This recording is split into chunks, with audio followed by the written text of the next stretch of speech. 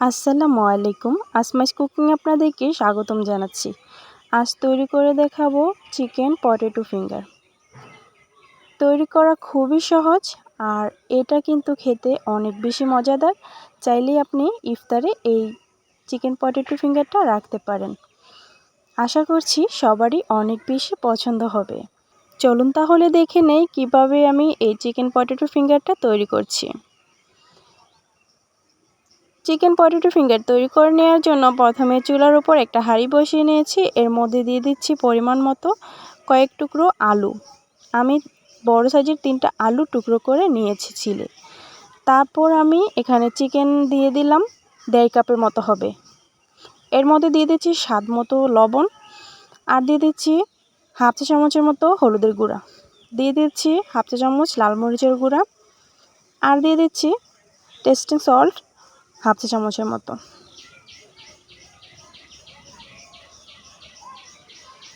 তারপর আমি এখানে দিয়ে দিচ্ছি সয়া সস 2 টেবিল চামচের মতো।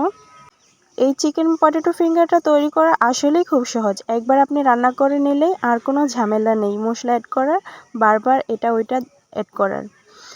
তারপর এখানে আমি 1 চা চামচের মতো রসুন পেস্ট, 1 চা চামচ আদা পেস্ট দিয়ে নিয়েছি আর কিছুটা পরিমাণ রান্নার তেল দিয়ে দিলাম, 2 টেবিল চামচের মতো হবে।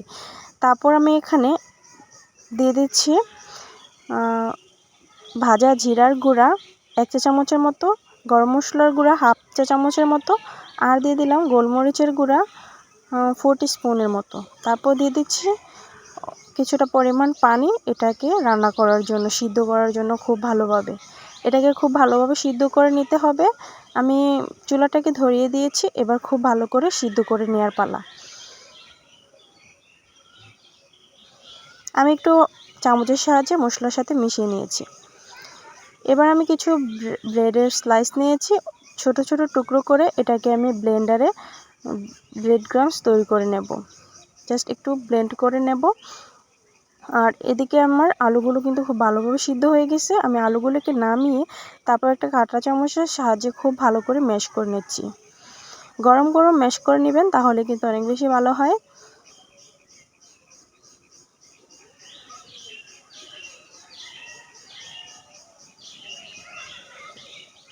খুব ভালো করে আলুটা ম্যাশ করে নেওয়া হয়ে গেলে আমি চিকেনের টুকরোগুলোকে কাঁটা চামচের সাহায্যে খুব ভালো করে ছাড়িয়ে নিচ্ছি।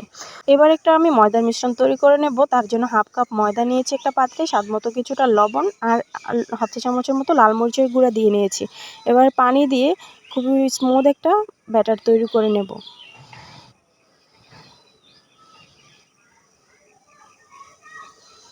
পানিটা একটু আপনারা বুঝে দিবেন, পানির পরিমাপটা আসলে মেপে দেইনি, সেজন্য বলতে পারছি না। এটা এমন একটা মিশ্রণ হবে, অনেক বেশি পাতলা আবার একেবারে ঘনও না। জাস্ট এটার মধ্যে আমরা পটেটো ফিঙ্গারসগুলো কোট করব। এবার রান্না করার পর যে অবশিষ্ট মশলা আর তেল ছিল, সেখান থেকে আমি কিছুটা পরিমাণ মশলা এই মিশ্রণের সাথে দিয়ে খুব ভালো করে মাখিয়ে নিচ্ছি। আর আমি এখানে একটা মিনি প্যাকেটে স্বাদে ম্যাজিক মশলাও অ্যাড করে নিলাম আর দিয়ে দিলাম ব্রেড ক্রাম্বস। এখানে আমি 1 কাপের মতো হবে দিয়েছি। প্রয়োজন হলে আপনারা বাড়িয়ে কমিয়ে দিবেন আপনাদের ডোটা বুঝে। তারপর আরও কিছুটা মশলা দিয়ে খুব ভালো করে মাখিয়ে নিয়েছি। এবার পটেটো ফিঙ্গারগুলো তৈরি করে নিচ্ছি অল্প অল্প ডো নিয়ে এখান থেকে। আপনারা দেখে নিশ্চয়ই বুঝতে পারছেন আমি কিভাবে তৈরি করছি। আপনাদের পছন্দ হিসেবে কিন্তু আপনারা তৈরি করতে পারেন। এভাবে তৈরি করতে হবে এমন কোনো কথা নেই। আমি আমার পছন্দ মতোই তৈরি করে নিলাম।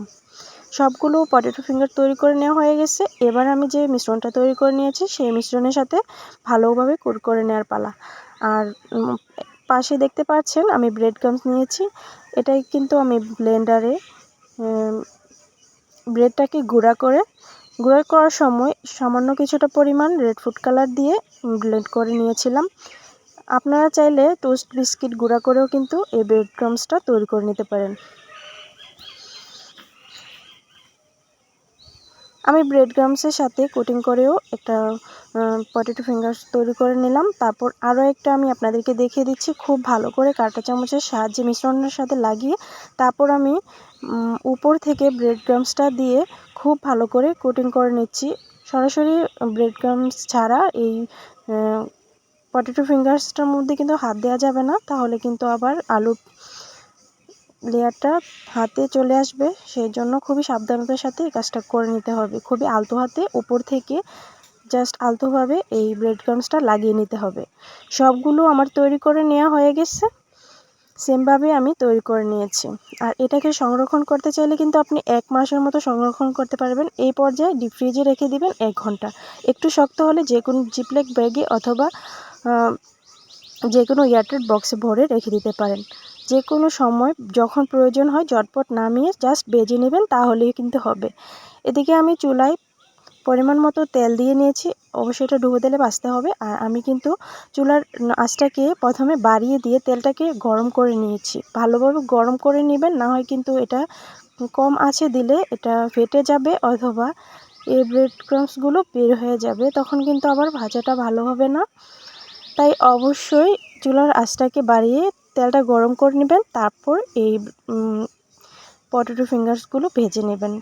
পরবর্তীতে অবশ্যই চুলার আঁচটা কমিয়ে মিডিয়ামে করে তারপর ভেজে নেবেন, অথবা চুলার আঁচ তাপ যদি বেশি থাকে তাহলে আরও কমিয়ে ভেজে নেবেন। আমার পটেটো ফিঙ্গার্সগুলো ভেজে নেওয়া হয়ে গেছে।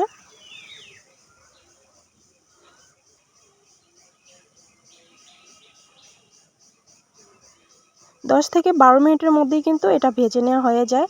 আমি উল্টে পাল্টে খুব সুন্দর করে ভেজে নিয়েছি। আর আমি সবগুলো পটেটো ফিঙ্গার্স নামিয়ে নিয়েছি, আবারও আমি সেমভাবে ভেজে নিচ্ছি বাকি যেগুলো আছে সেইগুলো।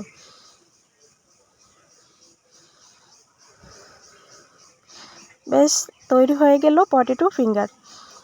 এটা খেতে কিন্তু আসলে অনেক বেশি মজাদার।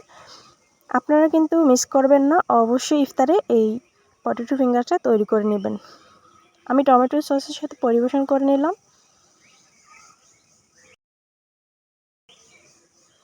আমার আজকের এই ভিডিওটা আপনাদের কাছে কেমন লাগলো অবশ্যই কিন্তু কমেন্টস করে জানাবেন।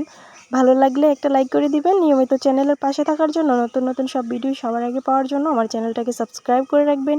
আপনারা সবাই অনেক ভালো থাকবেন, সুস্থ থাকবেন। আবারও দেখা হবে নতুন কোনো ভিডিও নিয়ে। আল্লাহ হাফেজ।